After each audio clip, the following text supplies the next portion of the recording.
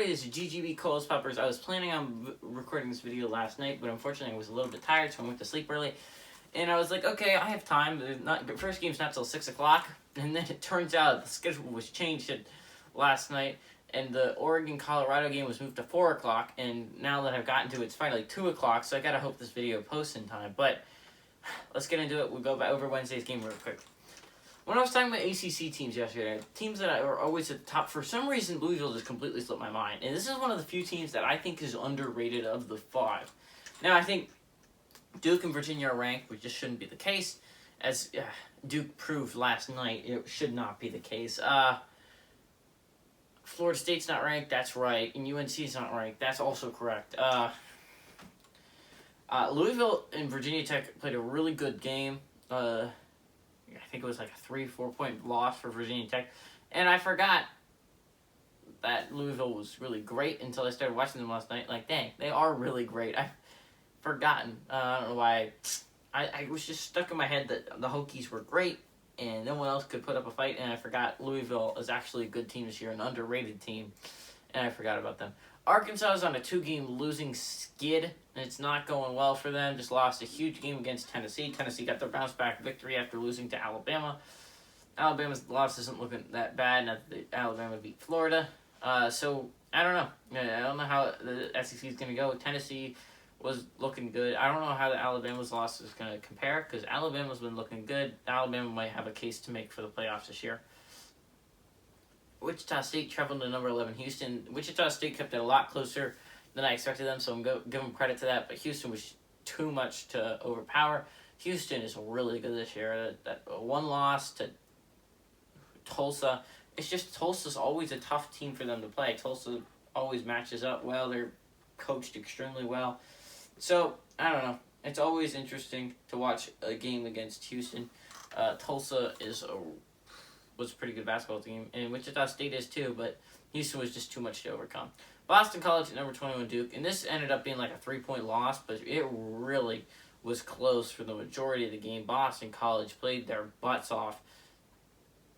The fact is, this game just proved my preconceived notion of Duke, that they just aren't that good of a basketball team, an overrated one.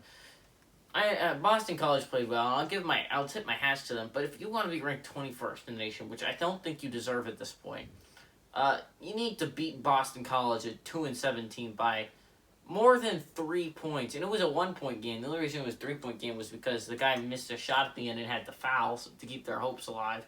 So it really could have gone Boston College's way easily. It should not have been in that scenario. So, I don't know. Duke needs to get their stuff together. They're not the team I expected Duke to be this year, and I don't even think they deserve to be a top 25 team. Number 16, Minnesota traveled to number 10, Michigan, and Michigan just proved why they're probably the best team in the Big Ten right now. They played at a very high level, just dominated. By the way, Michigan's undefeated, and no one is talking about it. Everyone's talking about Iowa. And, everyone's forgetting that the Wolverines at this point are leading the Big Ten. And it's not by a little. It's by a decent margin. They're doing extremely well. I think the best team behind them has, 2 losses. So they have 0. Again, Michigan, the Wolverines are, for some reason, very underrated this year. And it really shouldn't be that way. I'm going to be interested when they finally play Iowa. But dang, this Wolverines team is playing at such a high level. I don't know if Iowa's going to be able to beat them. Wake Forest traveled to number 22, Virginia. This was actually a closer game than a lot of people expected it to be. Wake Forest played their booties off, but again, Virginia, too much talent to overcome. Virginia had beaten Wake Forest the last 8 times they played. Make that 9 because at the end they kind of spanked them. Oklahoma at number 2, Baylor. Oklahoma traveled to Baylor, and again, Baylor spanked them. Baylor really was kind of embarrassed, I guess, by that Iowa State game. They decided to just destroy their inferior opponent, and the Sooners really they were killed in this one. Seton Hall was traveling to number 7 Creighton, and everyone was like, this is going to be a really close game. It was not a close game at all. This was actually my upset of the day. It turns out I was so wrong, it's not even funny. Creighton is legitimately a top 10 team. Great team. They're playing great basketball right now. It's really interesting. I thought Seton Hall was a good team heading into this one, and this made me reevaluate it because Creighton just spanked Seton Hall. But now we have about 5 games, so let's get into them. 4 o'clock, we have number 17, Oregon, traveling to Colorado. Now, a lot of people understand my thoughts of Pac-12 and don't think it's very good. On the outside of Oregon, I think Oregon's a pretty decent basketball team. But something's obviously going on here that I don't quite understand. Colorado is favored by 3.5 instead of Oregon being favored in this one. Sure, it's in Colorado, but I'm not like... But I don't know. I've been wrong for the past 2 days, and the spread makers have been right. So no, I'm I'm a little bit scared. I kind of need some points today because I'm sitting at a half a point. I need to get some points heading into Friday, Saturday, Sunday, so I can not have to do a dare. But yeah, I might have to. This week's not going well for me. Tuesday and Wednesday went about as horribly as it could have gone. Oklahoma State crumbled against West Virginia because if that had happened, I'd be sitting at 1.5 points. I would not be as scared as I am right now. But Colorado's decent. Like I can't really say anything great about the Pac-12 because they're just not great basketball teams. But maybe they can compete because Oregon's also in the Pac-12. They're also not a great basketball team, so who knows exactly. Indiana sitting at 7-4, traveling to number 8 Wisconsin, which is 9-2. Wisconsin's favored by 8 points on FS1 at 6 o'clock. Wisconsin has beaten Indiana the last 17 times they've played. Wow. And Indiana's really pulled it out. They were looking like, we're going to be under 500 to start the year, and they just they've put together 3 or 4 straight wins. 2 or 3 straight wins. And Indiana's been playing really good basketball as of late. Hoosiers, after we were able to overcome that Penn State comeback against them, have been playing really good basketball. I'm really interested to see how the Badgers will play against this pretty good Indiana team. I'm fascinated. This game's fascinating to me. It's a chance for the Hoosiers to prove themselves, and a chance for Wisconsin to rack up another win and make the case for a Big Ten championship.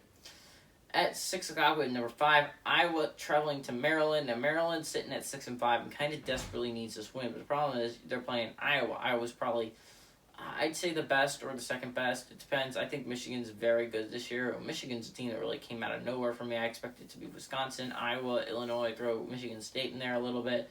But Michigan's just a team that's come out of the woodworks and just seems to dominate. It's a very good basketball team playing at a very high level. But going back to Maryland, Maryland's a team that's been mediocre this year. They've gotten some big wins, namely the win over Michigan State. I think they've beaten Wisconsin, too. Maryland's been playing at a pretty high level for some of the games, but then other times they lose, and I'm like, huh? Why you should be winning this game, Maryland? Why'd you lose it? And I don't know. This is a game where it's going to be interesting. Iowa has Luka Garza, obviously one of the best players in the league, leads major conference players in 30-plus point games, 5, and points. He's scored 302 points this year. He's an absolutely insane basketball player. I'm really interested to see where he ends up next year in the NBA.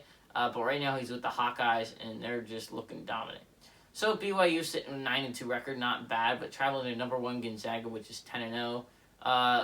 Gonzaga is like a really good basketball team this year, probably number 1, has a chance to win it all.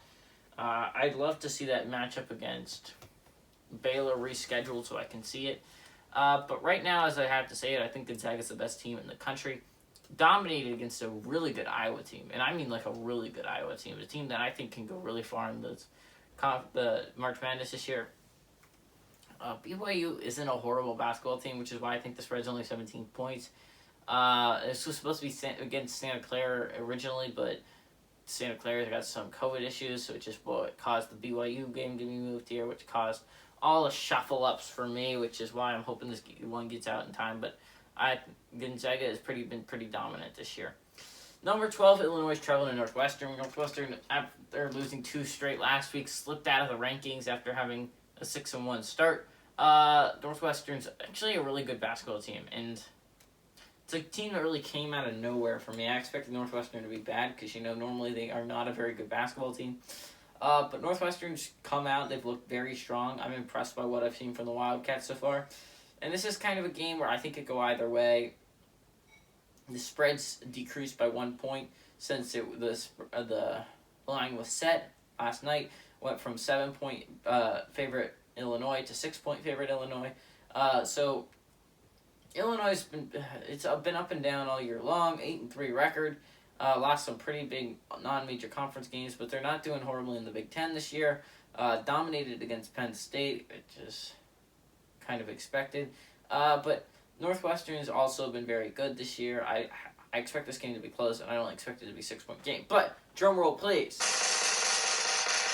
I'm going to go with Colorado to upset Oregon. Now, I'm not 100% certain in this game, but the line says it. In the last 2 times I've gone against the line, I've been so terribly wrong, it's not even funny. So I'm going to go with the lowest spread and hope that works out for me. Hey, everybody. This is GGB. Co-host Pepper saying, adios amigos, and go Buffaloes.